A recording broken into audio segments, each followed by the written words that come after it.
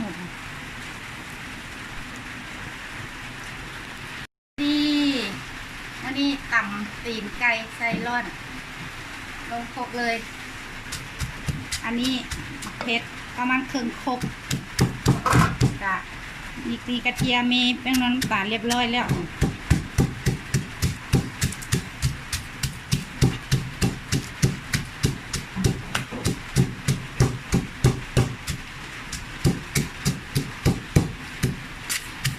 ย่าลงเนอะต้องดูตัวตาไก่ร้อนๆหน่อยโคกิมันแยงอยู่เผ็ดเข้าปากก็บอกกล้าไปนอนนั่นทุกหน่อยเข้าปากก็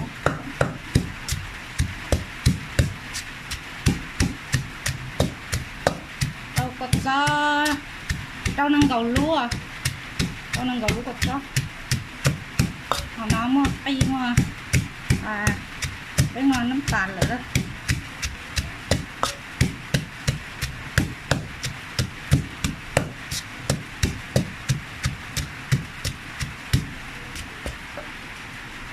làm leo đẹp lôi khứa nè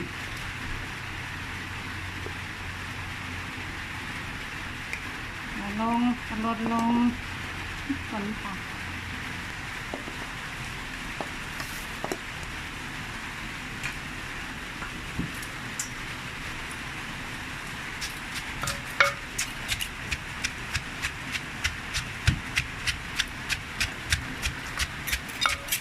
ตำสูตรนี่โบใส่กะปิโบใส่ปลาแดกเราใส่แต่น้ำปลาล้วนๆ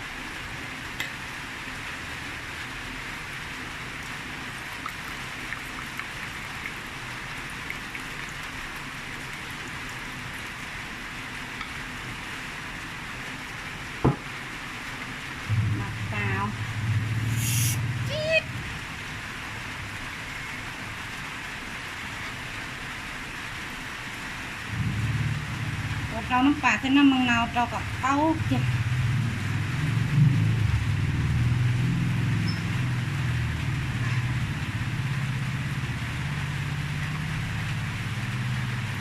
น้ำบดเครื่องบดเผ็ดก็ห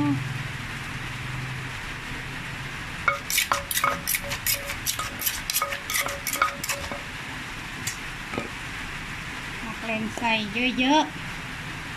ๆผิวจังดีแล้วก็เป็นสิว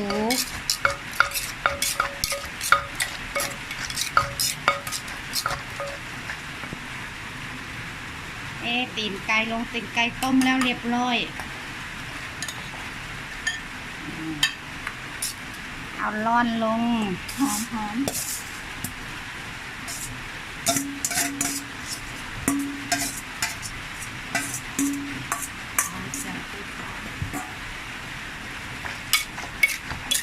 นะเราก็ตะไคร้เราร้อนที่สี่นะจุดอักเท่าไหร่จ๊ะนะหอมน้ำลายแตก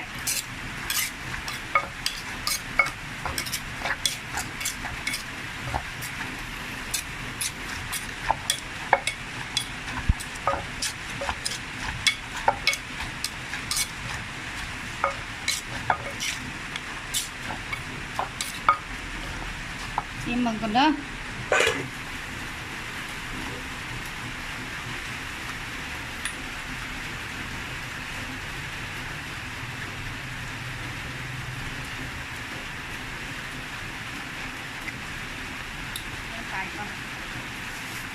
โคตรเลยความแซ่บ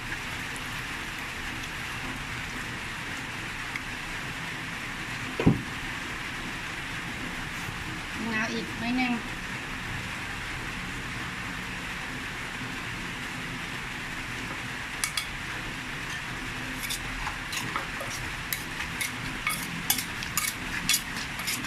เดี๋ยวสิเทใส่ถ่านให้เบิ่งเด้อ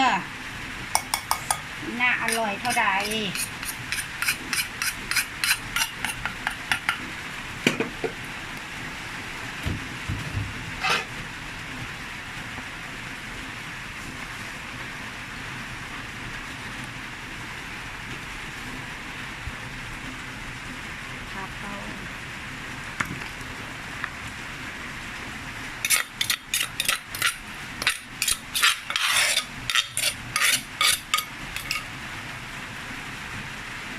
ตอนเลือด เรียบร้อยนี่ตอนเลือดต้มตอนเลือดใส่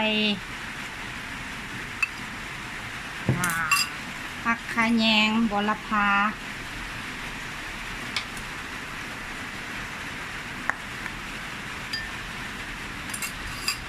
ไป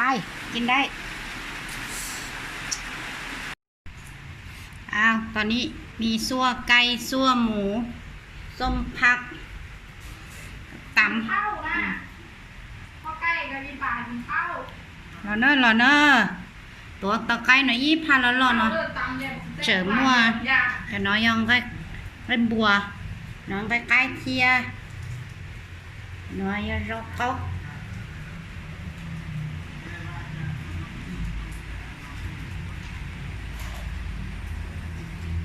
là cụ chỉ thay của nó cụ thay của trả nên nó cũng hàng khay rồi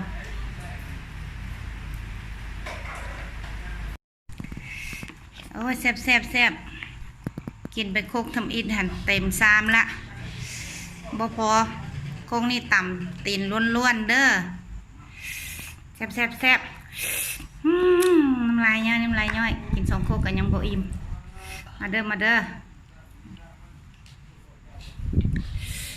โอ้ยแซ่บทั้งแซ่บทั้งเผ็ดแมลงเตรียมห้องน้ำเตรียมนอนห้องน้ำ